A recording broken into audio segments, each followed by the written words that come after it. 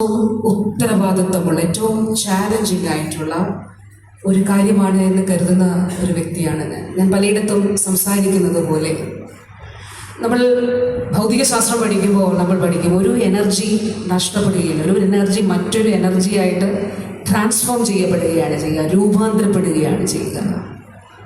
ഒരു തിരി എരിയുമ്പോൾ അവിടെ നിന്ന് അത് പ്രകാശമായി ചൂടായി, ചൂടെന്ന് പറയുമ്പോൾ ആർദ്രതയായി മറ്റുള്ളവരിലേക്ക് എത്തപ്പെടുകയാണ് ചെയ്യുന്നത്. അതിലൊരു ലയനം കൂടിയുണ്ട്. അപ്പം ആധ്യാത്മിക അടിസ്ഥാനത്തിൽ വിശ്വാസ തീഷ്ണതയിൽ ചിന്തിക്കുമ്പോൾ ഈശ്വരനുമായിട്ടുള്ള ലയനത്തിൻ്റെ അനുഭവമാണ് അത്.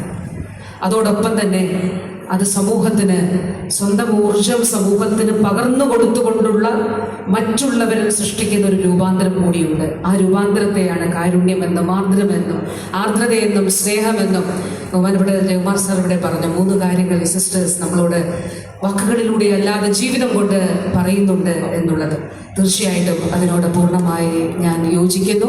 അപ്പോൾ തീർച്ചയായിട്ടും 100 വർഷങ്ങൾ ഒരു വലിയ കാലയളവാണ് സന്യാസി ജീവിതത്തെ സംബന്ധിച്ചിടത്തോളം.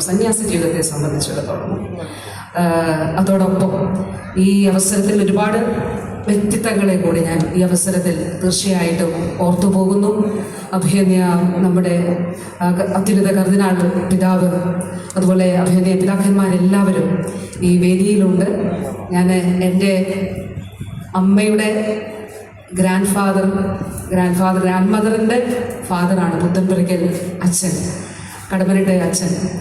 ഭാഗ്യസ്മരണാർഹനായിട്ടുള്ള ഇവാനിയസ് പിതാവിനൊപ്പം നിന്ന ആ കാലഘട്ടം അത് കുടുംബത്തിനുള്ളിൽ നിന്നും ചരിത്രരേഖകളിൽ നിന്നും ഞാൻ വായിച്ചെടുത്തിട്ടുണ്ട്.